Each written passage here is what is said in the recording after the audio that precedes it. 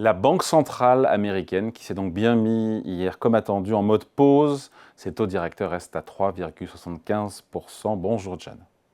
Bonjour David. John Plassa, responsable de la stratégie d'investissement chez Cité Gestion en duplex avec nous depuis Genève. Comment elle a justifié, la Fed, cet attentisme, ce statu quo? Parce que j'ai lu que dans son communiqué, la Fed parlait d'un taux de chômage qui donne des signes de stabilisation. Donc pas de raison de baisser quand elle dit ça.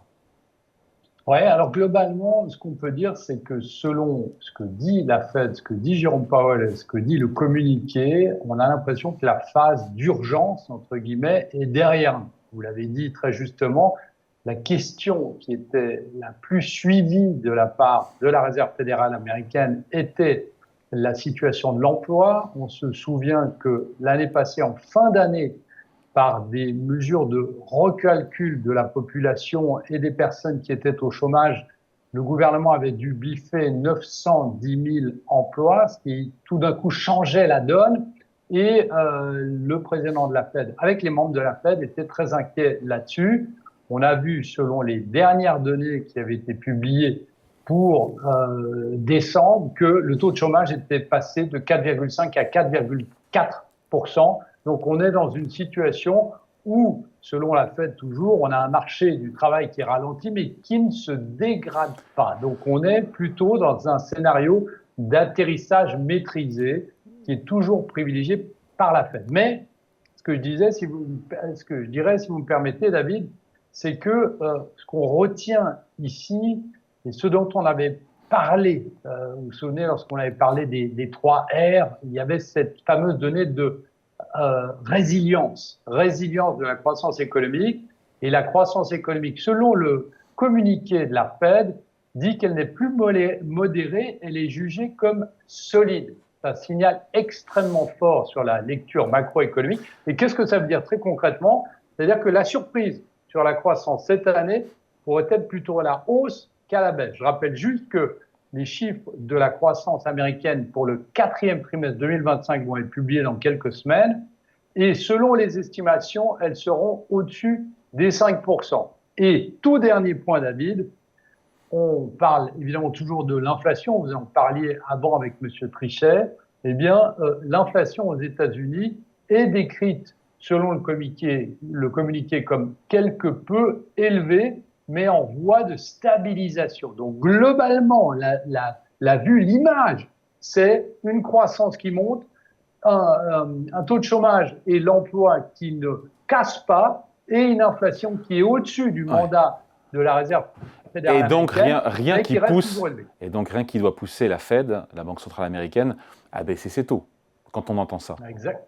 Tout à fait. La baisse des taux, elle ne va pas se faire automatiquement, elle ne va pas se faire sous la pression de M. Trump. Donc il y a une tonalité plus restrictive dans le discours, dans le communiqué, dans les mots choisis par Jérôme Powell. Oui, alors c'est vraiment en train il faut lire entre les lignes. Il faut d'abord rappeler qu'on a 2 dissidents, plutôt avec une vue accommodante, qui sont les membres Waller et Mirand, bien évidemment, qui voulaient des baisses de taux. Mais on a vraiment l'impression ici que Jérôme Powell laisse la porte ouverte à un statu quo jusqu'à la fin de l'année. Pourquoi jusqu'à la fin de l'année? Tout d'abord parce que il part en mai, et en mai, évidemment, avant mai, il n'y aura pas de baisse de taux. Après, on est en train, évidemment, de voir que grâce à ce qu'il avait fait, grâce aux coupes préventives, vous savez, ces préemptifs codes dont on avait parlé l'année passée, c'est-à-dire qu'on coupe les taux pour ne pas qu'il y ait un choc, et on ne le fait pas après, on n'est pas derrière la courbe. Et en fait, ce qui est très intéressant ici, c'est que si vous vous référez au calendrier, parce qu'aujourd'hui, le consensus parie plutôt sur une baisse de taux en juillet plutôt qu'en juin. Et en fait, si vous regardez le calendrier, n'oubliez pas qu'en fin d'année, on a les élections de mi-mandat en novembre, ce qui laisserait la place à une baisse de taux en septembre ou en octobre, si on devait baisser les taux. Mais historiquement, s'il n'y a pas de crise, d'accord, une crise majeure, eh bien, on ne bouge pas les taux avant les élections de mi-mandat. Donc ici, si on fait le calcul, eh bien, théoriquement, je parle bien évidemment de théorie, eh bien, la première baisse de taux, s'il devait y en avoir une, eh bien, elle serait plutôt en décembre. Donc, il faut plutôt parier sur un statu quo. Et je vous rappelle que les nuages de points, les fameux dot Ah bah plots, oui, les prévisions des membres, eh bien, parlent d'une baisse de taux cette année. une voire deux, non, même, non? Non, selon les dot plots, c'est une baisse Une. de taux, mais selon le consensus, c'est deux baisses de taux.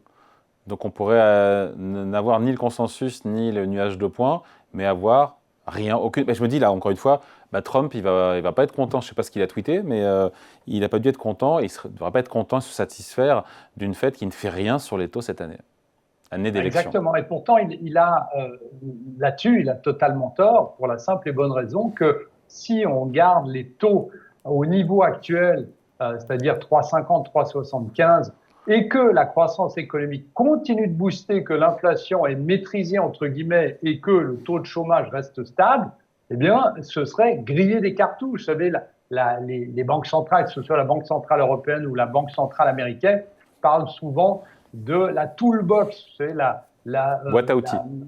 voilà, la boîte à outils, puis l'instrument, je dirais, le plus efficace dans cette toolbox, dans cette boîte à outils, c'est la hausse ou la baisse de taux. Ben, autant pas utiliser cet outil si on n'en a pas besoin. Donc, je dirais que c'est assez sain ce qui est en train de se passer, puis on n'est pas obligé d'en rajouter une couche. Donc, je dirais qu'aujourd'hui, effectivement, le président Trump doit être très fâché.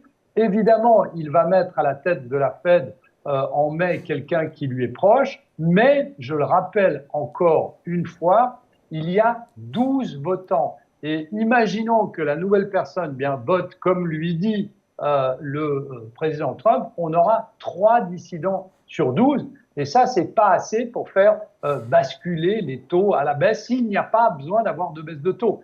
Donc ici, je reste convaincu de l'indépendance de la Fed malgré les pressions. Et puis, on en parlait la dernière fois, on sait que historiquement, que ce soit sous Reagan ou que ce soit sous d'autres présidents, il y a souvent eu des pressions politiques majeures sur les présidents de la Fed. Allez, merci beaucoup. Explication signée John Plassard pour Cité Gestion en duplex avec nous depuis Genève. Merci John, bonne journée. Merci David, à bientôt.